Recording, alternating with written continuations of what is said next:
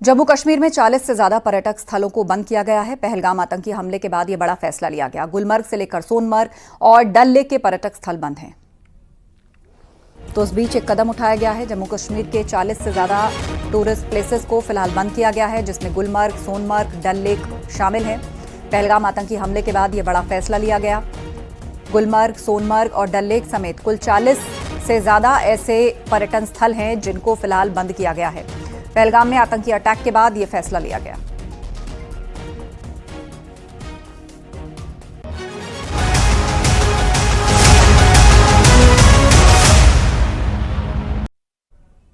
पहलगाम हमले के बाद यूपी में भी कार्रवाई तेज हो गई है। उत्तर प्रदेश में बांग्लादेशी और रोहिंग्याओं की तलाश की जा रही है। सीएम योगी के निर्देश पर यह कार्रवाई इस वक्त की जा रही है। सभी जिलों के डीएम, एसपी को निर्देश दिए गए। यूपी के सभी जिलों में बांग्लादेशियों की तलाश शुरू की जा रही है। बॉर्डर पर अवैध निर्माणों को बुलडोजर एक्शन से ध्वस्त किया जा रहा है। नेपाल बॉर्डर पर अवैध मदरसों पर कार्रवाई हुई। यूपी से सभी पाकिस्तानियों को भेजा गया है।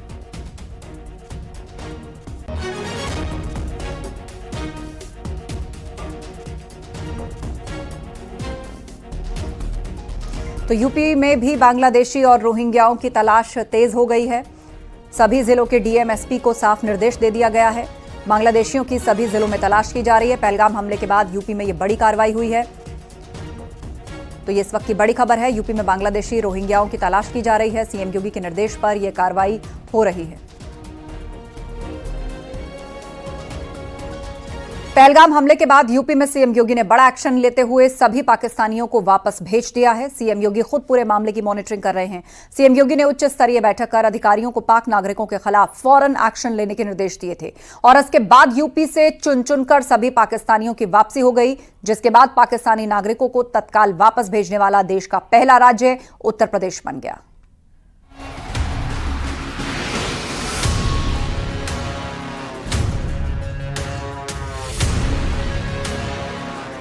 पहलगाम हमले के बाद यूपी में सीएम योगी ने बड़ा एक्शन लेते हुए सभी पाकिस्तानियों को वापस भेज दिया है।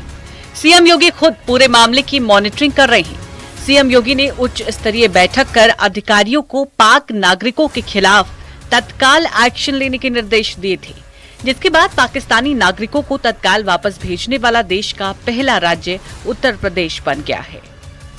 वहीं पहलगाम हमले को लेकर एसपी विधायक अबू आजमी ने विवादास्पद बयान दिया है। अबू आजमी ने कहा है कि आतंकी हमले में धर्म पूछने की बात हो रही है। कुछ लोग कपड़े उतरवाने की बात कह रहे हैं। आतंकी के पास इतना समय था कि वो धर्म पूछ रहे थे। बहुत सारे लोग कह रहे हैं, आदमी के दिलो दिमाग में बात आती है कि जब आतंकवादी आया बंदूक लेकर के और उस वक्त हाथ में बंदूक है, मारना है और सिक्योरिटी आ सकती है, उनको खुद मार सकती है, पकड़ सकते हैं, लेकिन इनके पास इतना समय था कि आराम से एक आदमी को वो जो है पूछ रहे हैं, कपड़ा उतार के चेक कर रहे हैं और फिर मार रहे हैं। तो ये लोग कहते हैं कि भाई ऐसा कैसे हो गया, हुआ होगा, मुझे नहीं मालूम भाई, मेरे पे एफआईआर नहीं करना है। पूर्व बीजेपी सांसद सुब्रत पाठक ने कहा है कि कई लोग बीजेपी मोदी का विरोध करते करते देश विरोधी भी बन गए हैं। इनके अंदर पाक के लिए प्रेम उमड़ रहा है।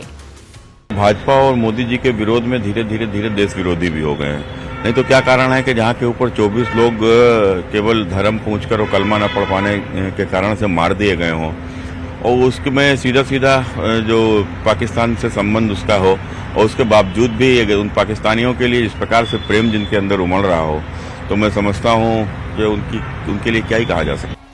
यूपी में जहां चुन चुनकर सभी पाकिस्तानियों की वापसी हो गई है, वहीं पहलगाम में हुए आतंकी हमले पर सियासत थमने का नाम नहीं ले रही। न्यूज़ 18 के लिए ब्यूरो रिपोर्ट।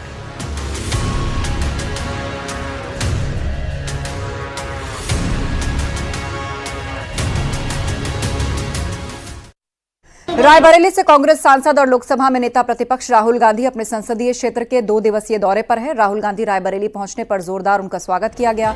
उन्होंने विशाखा सीमेंट फैक्ट्री में 2 मेगावाट सोलर रूफटॉप प्लांट और ईवी चार्जिंग स्टेशन का उद्घाटन किया।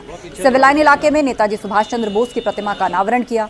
कलेक्ट्रेट के बचत भवन में दिशा बैठक में शामिल हुए। राहुल गांधी कई और कार्यक्रमों में भी शामिल हुए। Thank you. जिंदाबाद जिंदाबाद। वहीं राहुल गांधी को लेकर कांग्रेस नेता आराधना मिश्रा का बयान सामने आया। उन्होंने कहा कि राहुल गांधी कल कानपुर भी जाएंगे। पहलगाम हमले में शहीद हुए शुभम के परिजनों से मुलाकात करेंगे। कि राहुल जी अपने 2 दिवसीय दौरे पर आ रहे हैं। वो अमेठी, रायबरेली भी जाएंगे।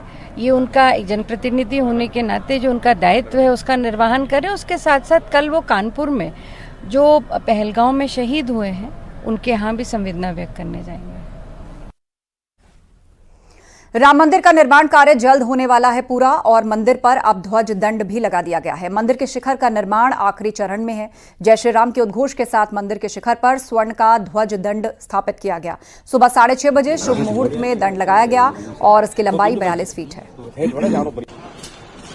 श्री राम जन्मभूमि मंदिर के मुख्य शिखर पर ध्वज दंड स्थापित किया गया। ध्वज दंड की लंबाई 42 फीट है। ध्वजदंड लगाने की प्रक्रिया प्रातःकाल 6:30 बजे प्रारंभ होकर 8 बजे संपन्न हुई।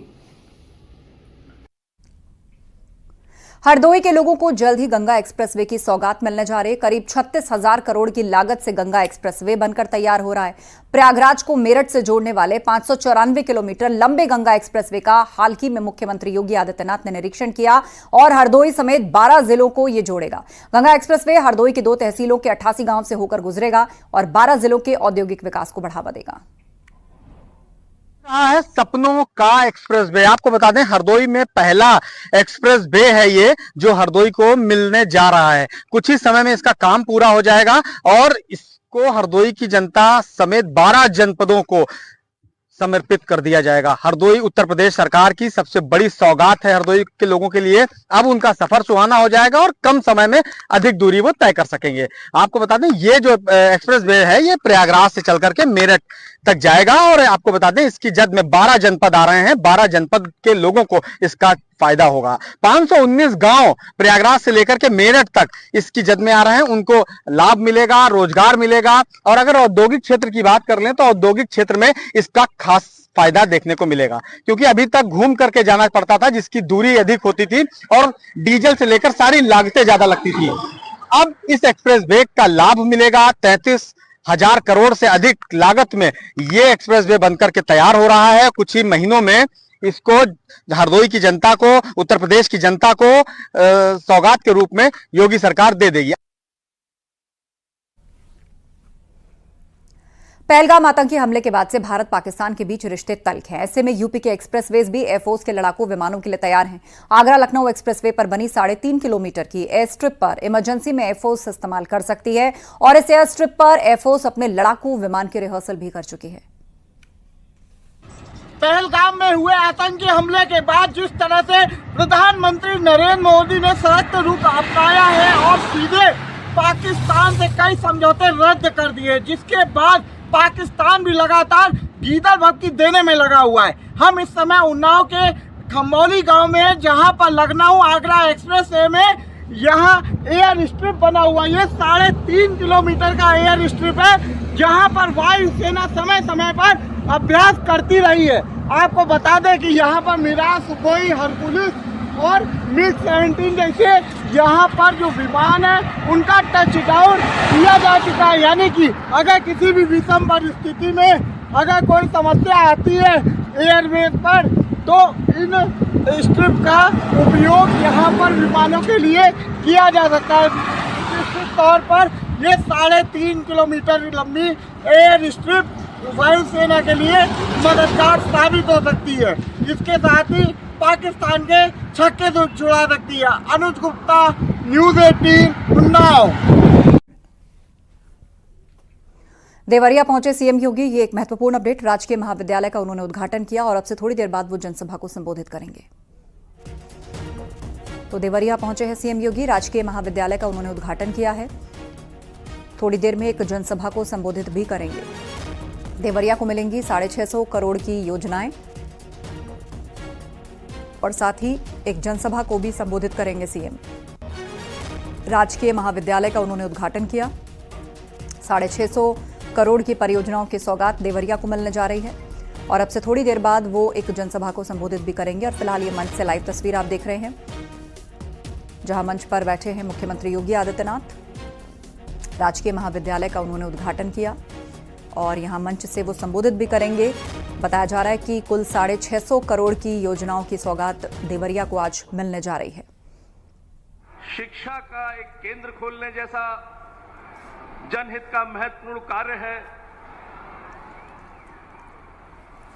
शिक्षा दान सबसे बड़ा दान, सर्वोत्तम कार्य। तो पूर्वांचल का एक जिला देवरिया, जो अभी हुआ, जहां पर पहुंचे हैं मुख्यमंत्री योगी आदित्यनाथ। यहां पर राजकीय महाविद्यालय का उन्होंने उद्घाटन किया है और वो अब से थोड़ी देर बाद यहीं एक जनसभा को भी संबोधित करेंगे। उत्तर प्रदेश के यशस्वी उत्तर प्रदेश के स्कूलों में हीट वेव को लेकर अलर्ट जारी किया गया है। सुबह 9 बजे के बाद कोई खेलकूद या बाहरी गतिविधि नहीं होगी। प्रार्थना सभा खुले मैदान के बजाय छायादार स्थानों या क्लासेस में होंगी। बच्चों को गर्मी से बचाव के तरीके बताए जाएंगे। सभी प्राइमरी, उच्च प्राइमरी और कस्तूरबा गांधी विद्यालय पर ये निर्देश लागू है और स्कूल 20 मई से गर्मियों की छुट्टी भी घोषित कर रहे हैं। बच्चों को सुरक्षित रखने के लिए साफ पानी की व्यवस्था अनिवार्य है। हर स्कूल में प्राथमिक उपचार किट, ORS और जरूरी दवाइयों के साथ भी अनिवार्य है।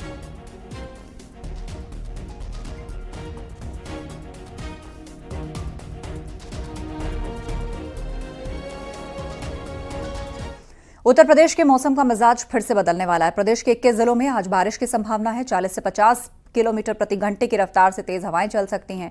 हीट वेव से लोगों को राहत मिलने का अनुमान है। मौसम विभाग ने पूर्वी तराई जिलों में गरज चमक के साथ बारिश का अलर्ट जारी किया है और यूपी के कई इलाकों में 1 और 2 मई से तेज बारिश होने का भी अनुमान है।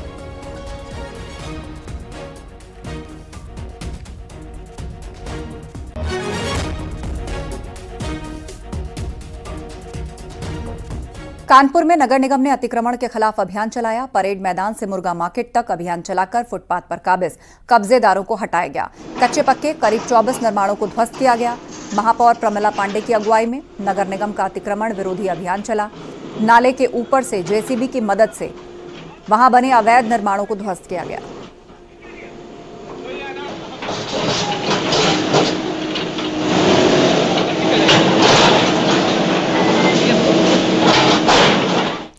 चित्रकूट में फांसी लगाकर सुसाइड कर रहे शख्स को पुलिस ने समय रहते बचा लिया। पत्नी के नाराज होकर एक शख्स फांसी भी लगा रहा था और तभी सूचना पर पहुंची पुलिस ने कमरे का दरवाजा तोड़कर उस शख्स को फांसी के फंदे से उतार लिया। शख्स के फांसी लगाने की कोशिश का वीडियो सोशल मीडिया पर वायरल हो रहा है। मामला मनिकापुर कोतवाली क्षेत्र का है।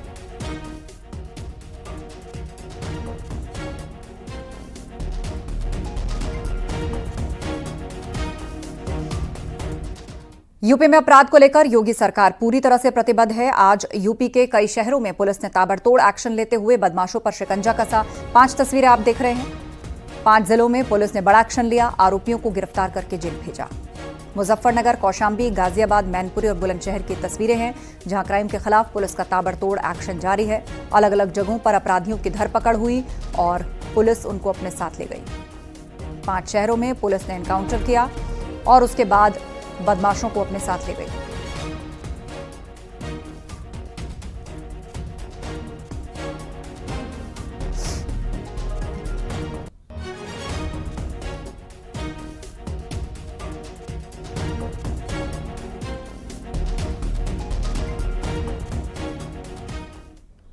कौशाम्बी पुलिस ने 3 चोरों को रंगे हाथ गिरफ्तार किया। ये आरोपी नलकूप का सोलर पैनल चोरी करके एक पिकअप गाड़ी में लादकर लेकर जा रहे थे। आरोपियों के पास से चोरी के हुए 15 सोलर पैनल्स और अवैध हथियार मिले। जयंतीपुर गांव के नलकूप से 15 सोलर पैनल चोरी हुए। सीसीटीवी फुटेज और सर्वेलांस की मदद से पुलिस ने आरोपियों को गिरफ्तार कर लिया। आरोपियों के खिलाफ 7 मुकदमे दर्ज। गाड़ी में सोलर पैनल लेकर के बेचने के लिए जा रहे थे। पूछताछ में इनके द्वारा कई घटनाओं में शामिल होना बताया गया है। प्रयागराज के जमुना पार इलाके से भी चोरी की बात आई है। हमारे यहाँ सैनी थाना क्षेत्र में भी एक चोरी हुई थी, उससे संबंधित भी पैसे बरामद हुए हैं। तो इस तरह से हमारी ये सरायकेल की टीम द्वारा एक अच्छा गुड वर्क किया गया है और इनके द्वारा जो सोलर पैनल की रिकवरी भी कर ली गई है।